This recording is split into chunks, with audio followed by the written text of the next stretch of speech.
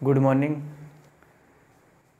Complex analysis start कर रखा था और कॉम्प्लेक्स एनालिसिस में क्वेश्चंस कर रहे थे हम, और कोशी गुरसा प्रमेय की थी।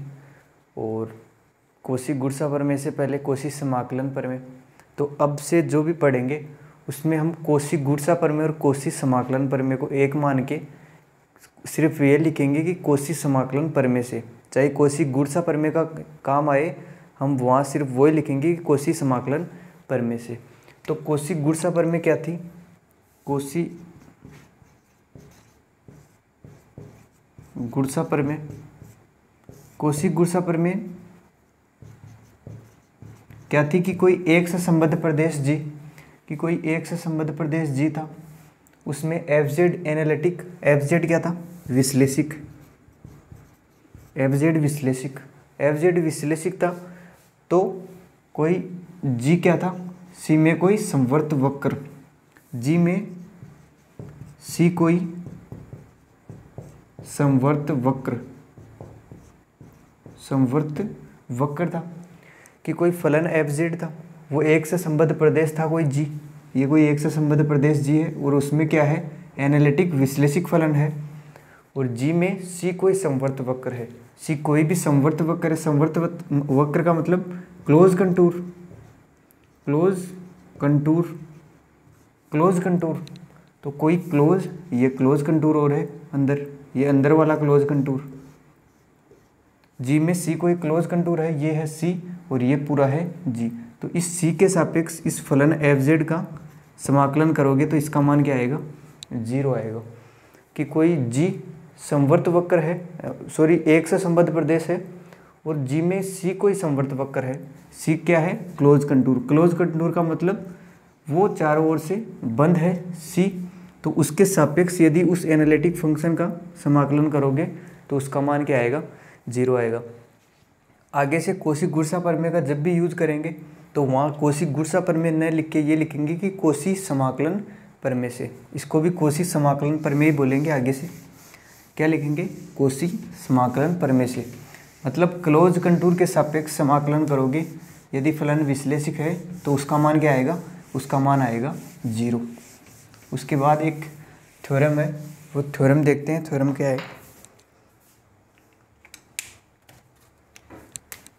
एक थ्योरम है,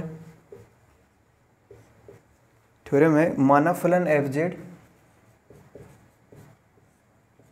माना फलन एफ जेड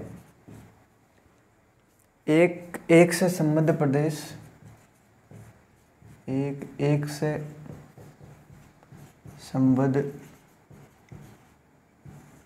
प्रदेश जी। माना फलन एफ जेड एक से संबद्ध प्रदेश जी, एक से संबद्ध प्रदेश, संबद्ध प्रदेश प्रांत डी, प्रदेश या प्रांत एक ही बात है, तो प्रांत क्या है? प्रांत डी या प्रांत या प्रदेश एक ही बात है। प्रांत डी में विश्लेषिक फलन है, फलन है तथा डी में, तथा डी में किन्हीं दो दिए गए, किन्हीं दो दिए गए बिंदुओं को जोड़ने वाले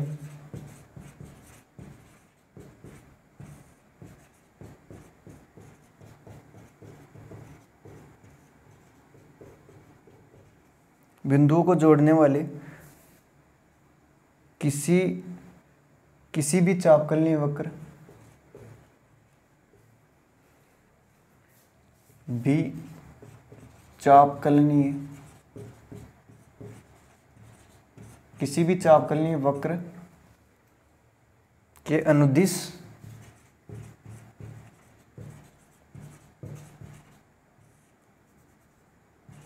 अनुदिश समाकलन समान रहता है।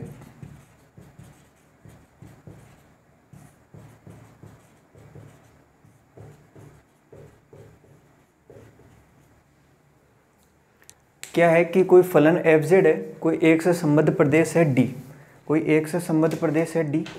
तो ये मान लिया कोई एक से संबद्ध प्रदेश है डी, ये क्षेत्र मान लिया डी एक से संबद्ध प्रदेश है कोई डी, और उसमें प्रांत डी में विश्लेषिक फलन है। विश्लेषिक फलन क्या है? फलन एफ जेड। एफ जेड क्या है? विश्लेषिक फलन है इस पूरे रीजन में, इस पूरे प्रांत डी में किन्हीं दो दिए गए बिंदुओं को जोड़ने वाले। इस प्रांत डी में कोई बिंदु, दो बिंदु है, एक बिंदु ये मान लेते हैं और एक बिंदु ये मान लेते हैं। इस बिंदु को नाम दे देते हैं ए, नीचे वाले को नाम दे देते हैं ए और ऊपर वाले को नाम दे देते हैं बिंदु बी। बिंदु बी कि बोल रहा है कि किन्हीं दो दिए गए बिंदुओं को जोड़ने वाले, किन्हीं दो दिए गए बिंदु है, हमने मान लिए दो दिए गए बिंदु क्या है, एक बिंदु है ए और एक बिंदु है बी को जोड़ने वाले किसी भी चापकलनीय वक्र। चापकलनीय वक्र क्या है? ऐसा वक्र जिसकी क्या हो, लंबाई निश्चित हो, उसको क्या बोलेंगे? चापकलनीय वक्र। तो चापकलनीय वक्र का मतलब लंबाई निश्चित हो।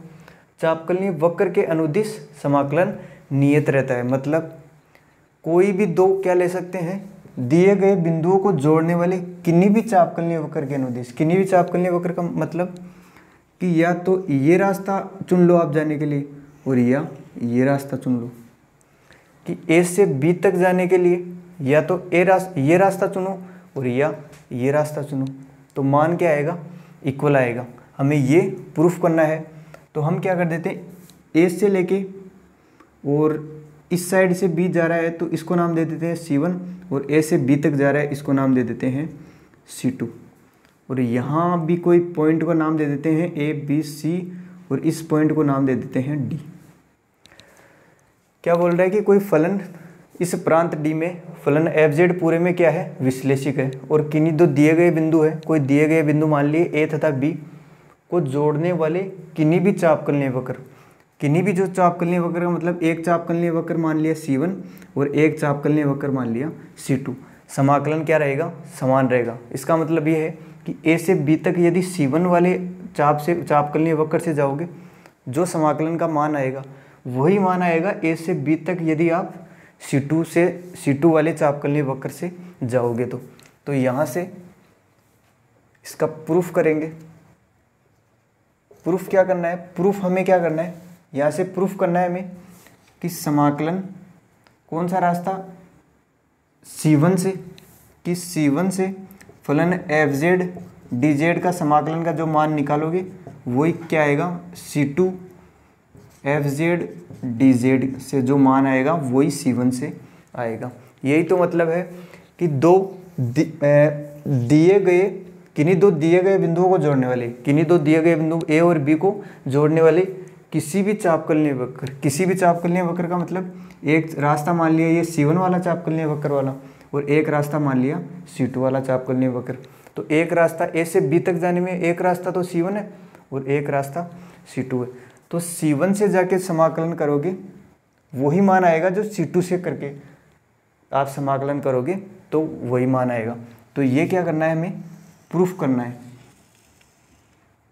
और ये होता भी है कि कोई फलन एफ जेड विश्लेषिक हो तथा किन्हीं दो दिए गए बिंदुओं के लिए चापकलनीय वक्र, कोई भी चापकलनीय वक्र से आप जाओगे ए से बिंदु बी तक, या कोई भी बिंदु, दो बिंदु दे रखे हो तो वहाँ तक यदि समाकलन करना है तो कोई भी रास्ता चुन लो आप, मान क्या आएगा? इक्वल आएगा। और यही क्या कर रहे हैं हम? प्रूफ कर रहे हैं। तो यहाँ से प्रूफ कर रहे हैं हम, अब प्रूफ कर रहे हैं यहाँ से। तो प्रूफ करेंगे तो पहले तो मानना पड़ेगा कि मान लेते हैं कि कोई रीजन है डी। यहाँ से क्या लिखेंगे कि माना फलन एफ जेड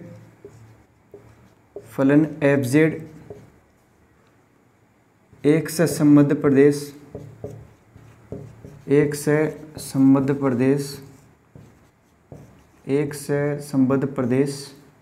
डी में विश्लेषिक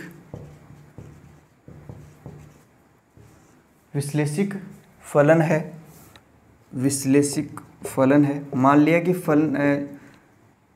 फलन एफ जेड एक से संबद्ध प्रदेश कोई डी है, उसमें विश्लेषिक फलन है तथा दो चापकलनीय वक्र, दो बिंदुओं दो बिंदुओं ए से बी को मिलाने वाले चापकलनीय वक्र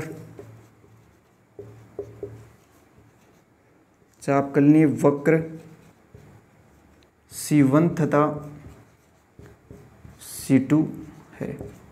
कि ए से बी को मिलाने वाले दो चापकलनीय वक्र है C1 और C2। हमें प्रूफ क्या करना है कि C1 रास्ते से जाओगे तो समाकलन करोगे या C2 रास्ते से जाओगे तब समाकलन करोगे, तो दोनों का मान क्या आएगा, इक्वल आएगा। तो हमने क्या मान लिया कि एक फलन एफ मान लिया और एक से संबद्ध प्रदेश डी में विश्लेषिक मान लिया तथा उसमें क्या दो बिंदु मान लिए ए तथा बी और उसको मिलाने वाले चापकलनीय वक्र C1 तथा C2 मान लिए। तो हमें ये प्रूफ करना है। अब यहाँ से हम ध्यान से देखें तो ये क्या बन रहा है, ए डी बी और यहाँ कोई बिंदु क्या था, यहाँ तो बिंदु था C।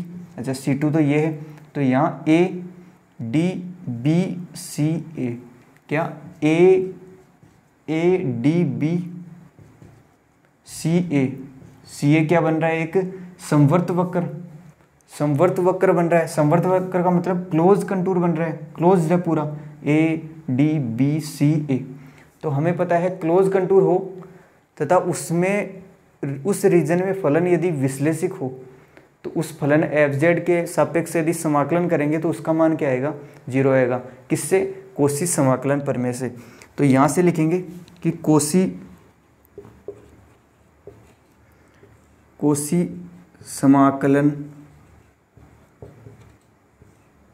प्रमेय से,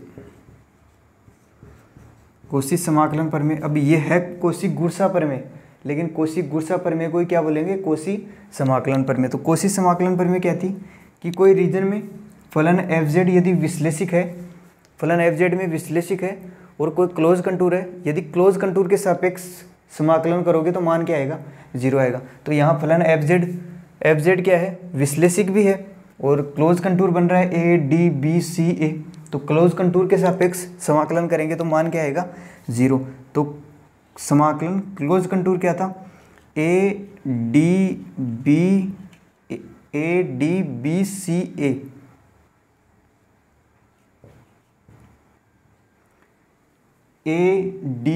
यहाँ से चले ए डी बी सी और ए, तो ये बन गया क्लोज कंटूर। और क्लोज कंटूर के सापेक्ष यहाँ फलन एफ जेड विश्लेषिक दे रखा है, तो फलन एफ जेड का समाकलन करेंगे तो क्लोज कंटूर के सापेक्ष क्या आएगा, मान 0। ये कहाँ से आया, ये आया कोशी समाकलन प्रमेय से। कोशी समाकलन प्रमेय क्यों लगी कि फलन एफ जेड विश्लेषिक है और क्लोज कंटूर बन रहा है, तो क्लोज कंटूर बनते ही समाकलन का मान 0 आएगा। अब हमें ध्यान ये देना है कि जो C1 वक्र, हमें प्रूफ ये करना है, तो इसको प्रूफ को देखेंगे और देखेंगे कि C1 है। अब C1 वक्र कौन सा है, C1 जो चापकलनीय वक्र है उसको बोलेंगे ए डी बी क्या है, C1 चापकलनीय वक्र है। तो इसको क्या कर लेते हैं, ए डी बी तथा बी सी ए में जोड़ सकते हैं, क्योंकि समाकलन की प्रॉपर्टी है कि समाकलन यदि लिमिट 3 से 4 तक करना है तो इसको हम तोड़ के 3 से 6 तक करनी है तो इसको तोड़ के हम 3 से 4 और प्लस 4 से 6 भी कर सकते हैं। समाकलन की प्रॉपर्टी है ना ये कि 3 से 4 तक जाएंगे और 4 से फिर 6 तक, या फिर ये लिख दो कि 3 से 6 तक जा रहे हैं। वही बात है कि 3 से 6 तक जाना है तो या तो 3 से 6 तक सीधा कर लेंगे समाकलन, या फिर एक बार क्या करते हैं 3 से बीच में कोई 4 आएगा वहाँ तक कर लेते हैं और फिर प्लस इसमें कर देंगे, 4 से 6 वाले को प्लस में कर देंगे तो मान क्या आएगा, इक्वल आएगा।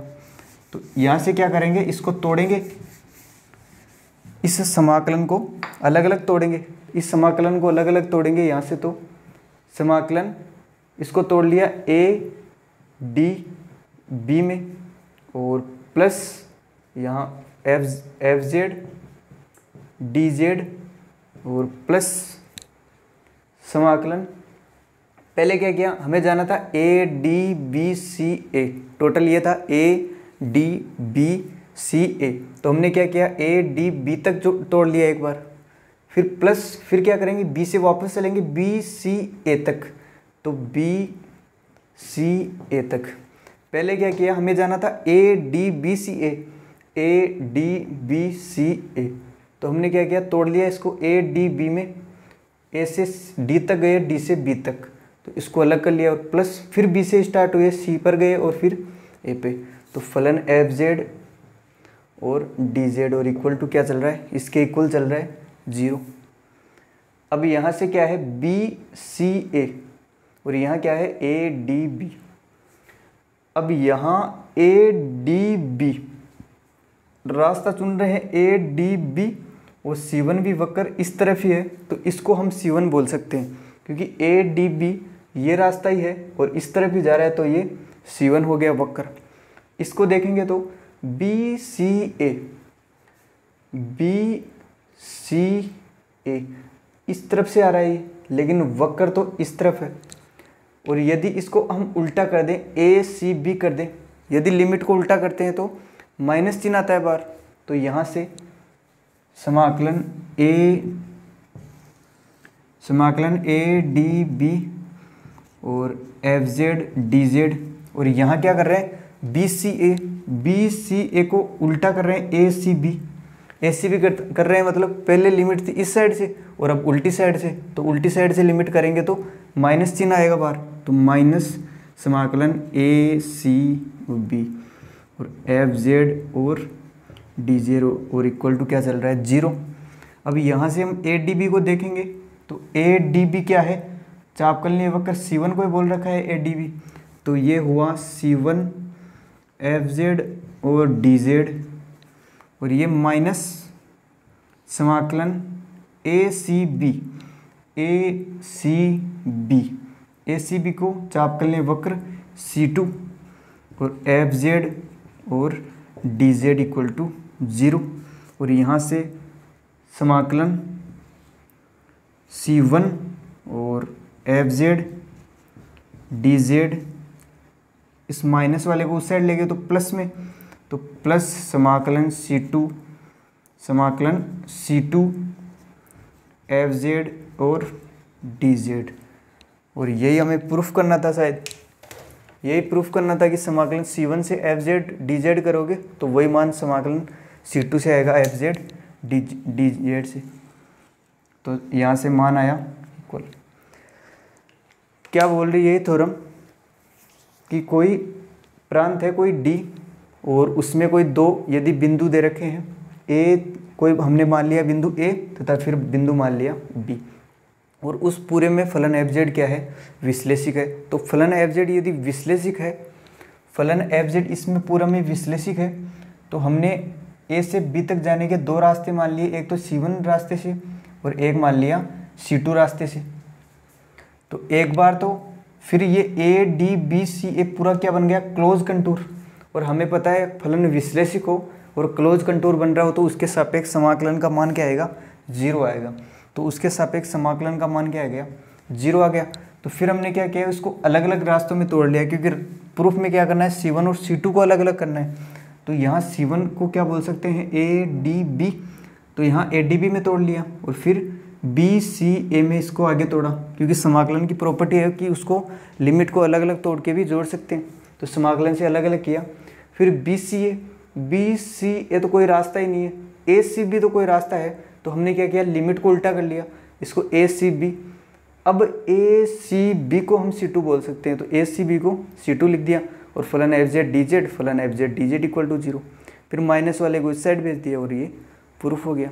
अब हमें ध्यान रखना है कि यदि हमें समाकलन करना हो, फलन एफ जेड कोई फलन दे रखा हो विश्लेषिक, तथा हमें समाकलन करना हो, तो हमको जो रास्ता सरल लगेगा उसी रास्ते से हम जाएंगे, क्योंकि हमें पता है फलन एफ जेड विश्लेषिक हो और किसी भी रास्ते से हम जाएंगे समाकलन करने के लिए, तो उसका मान क्या आएगा, इक्वल आएगा। तो हम कोई भी जो हमें सरल जो रास्ता लगेगा उसी से हम क्या करेंगे, समाकलन करेंगे।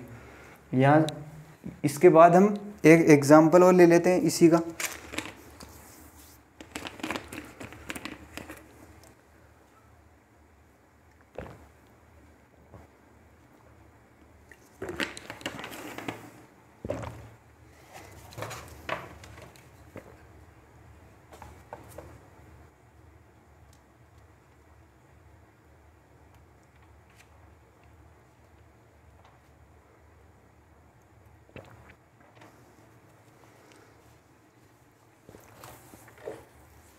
तो ये थ्योरम हमें अब याद रखनी है। इसके बाद एक एग्जाम्पल करते हैं।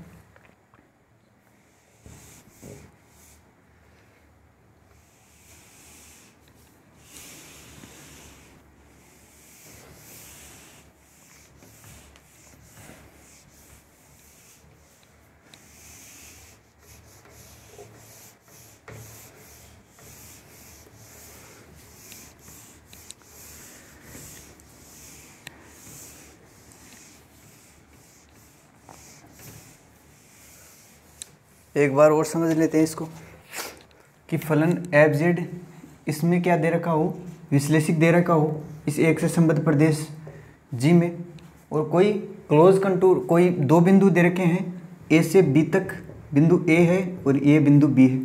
तो हमें मान लो ए से बी तक कोई समाकलन करना है फलन एफ जेड का। तो उसके लिए हमें एक रास्ता तो दे रखा है ये ऐसे इतना घूम के जाने का, और एक रास्ता दे रखा है ये सीधा। अब हम इस रास्ते से इस रास्ते को नाम दे देते हैं C1 और इस रास्ते को नाम दे दिया C2। तो हम इस घुमावदार रास्ते से जाएंगे और फिर समाकलन करेंगे तो भी मान वही आएगा, लेकिन यहाँ समाकलन करना हार्ड हो जाएगा।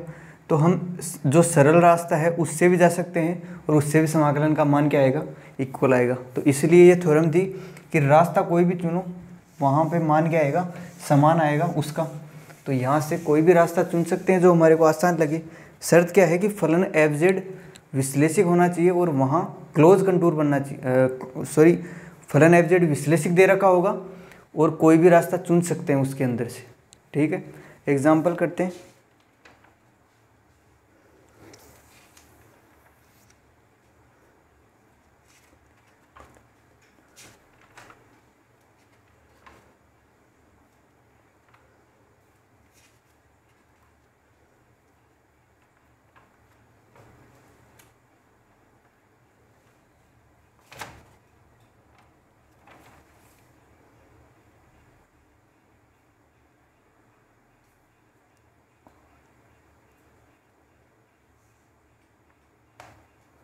एग्जाम्पल है, क्वेश्चन है एक, क्वेश्चन क्या है, क्वेश्चन है कि समाकलन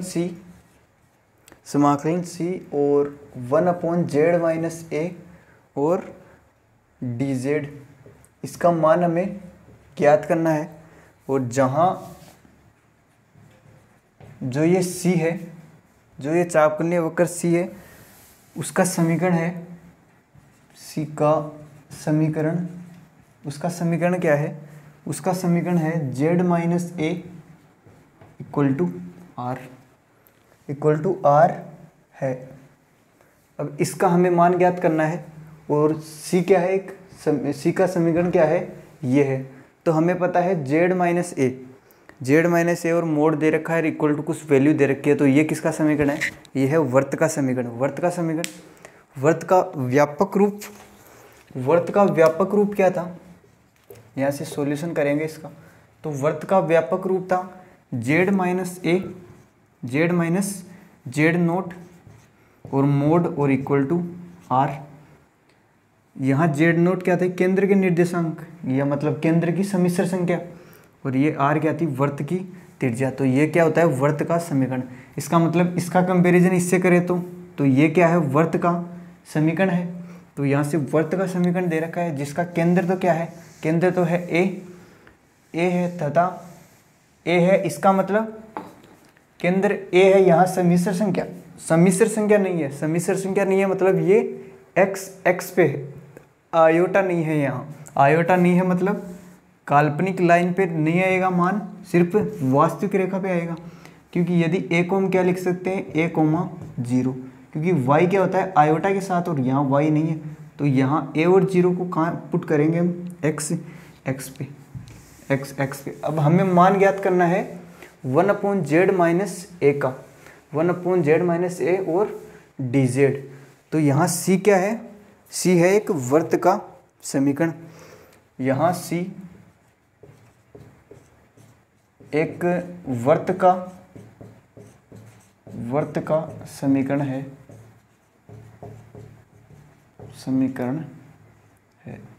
वर्त का समीकरण है।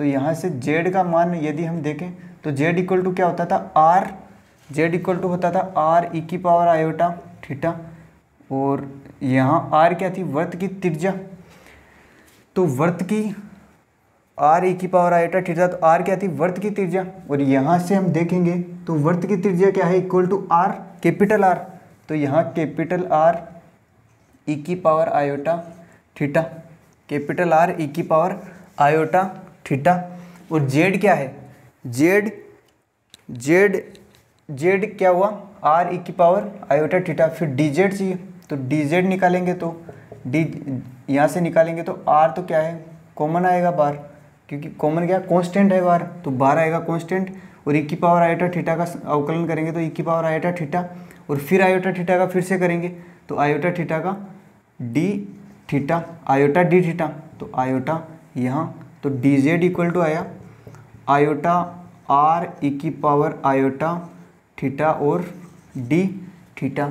अब यहाँ से डी जेड का मान निकल गया तो हम डी जेड का मान रख सकते हैं, और जेड का मान निकल गया तो यहाँ से जेड का मान रख सकते हैं। तो यहाँ से यदि इसको इसमें अब मान रखें तो यहाँ से ये सी क्या है, सी है एक वर्त। अब मान किस में है, जेड का भी थीटा में मान है, जेड का मान भी थीटा में है, थीटा में है, और डी जेड का मान भी थीटा में, तो लिमिट किसकी आएगी थीटा की आएगी। और ये समीकरण किसका है, वर्त का समीकरण है। तो वर्त के समीकरण के लिए यदि ये कोई वर्त है तो वर्त के समीकरण के लिए यहाँ से जीरो से हम चालू होते हैं, जीरो थीटा से, और यहाँ आते हैं पाई बाई टू, पाई, 3π/2 और 2π, मतलब थीटा क्या हुआ, थीटा का जो मान हुआ वो हुआ 0 से 2π तक, मतलब 0 से स्टार्ट हुए तभी तो वर्त बना, 0 से लेके यहाँ तक, तो 0 से लेके 2π, तो यही क्या बना वर्त बना। वर्त किससे बना, 0 से 2π तक गए तब बना वर्त, 0 से 2π गए तब बना वर्त। तो यहाँ से 0 से 2π क्या आया, थीटा का मान आया, तो थीटा का मान आया 0 से लेके 2 और π, तो सी का मान तो आ गया 0 से 2π। 1/z माइनस ए, जेड क्या है यहाँ, जेड है आर ई की पावर आयोटा थीटा, जेड क्या है आर ई की पावर आयोटा थीटा, और यहाँ से ए की जगह क्या है, ए क्या है केंद्र, और केंद्र के निर्देशांक है ए और 0। एक बार यहाँ से डी जेड का मान रखेंगे तो डी जेड का मान है आयोटा आर ई की पावर आयोटा थीटा और डी थीटा। यहाँ से ए का मान, यहाँ से ए की जगह यहाँ Z equal to R E की पावर थीटा, सॉरी यहाँ से जैसे ही मोड हटाएंगे तो वो मान क्या बनेगा, आर ई की पावर आयोटा थीटा। तो यहाँ जेड है तो जेड माइनस ए आएगा, यहाँ मोड हटाते ही, क्योंकि Z minus A equal to R E की पावर आयोटा थीटा, मोड हटाते ही उस साइड क्या जाएगा ई की पावर आयोटा थीटा, और फिर इसका डी जेड करेंगे तो यही मान आएगा, और डी जेड का भी ये मान, तो यहाँ से आर ई की पावर आयोटा थीटा और आयोटा आर ई की पावर आयोटा थीटा और डी थीटा। अब यहाँ से आर ई की पावर आयोटा थीटा से आर ई की पावर आयोटा थीटा, तो इससे तो गया ये, और मान क्या आया 0 से, इसको नाम दे देते हैं आई, तो इसको नाम दिया आई, तो 0 से 2π और मान आया आई डी थीटा। तो आयोटा क्या आएगा बाहर, आई इक्वल टू 0 से 2π, आई आया बाहर, आयोटा बाहर आया, और डी थीटा अंदर। फिर समाकलन करेंगे तो डी थीटा का समाकलन थीटा, और लिमिट 0 से 2π और आयोटा बार। फिर यहाँ से एक बार अपर लिमिट रखेंगे थीटा की जगह और एक बार लोअर लिमिट और माइनस बीच में, तो आयोटा 2π और माइनस 0, तो इसका मान क्या आया, I equal to 2π iota, I equal to 2π iota. और आई क्या था, आई इसी को माना था आई, तो समाकलन सी 1/z माइनस ए और डी जेड इक्वल टू क्या आया 2π आयोटा, इसका मान क्या आया 2π आयोटा, ये क्या है इसका मान है। बाकी करेंगे कल, ठीक है।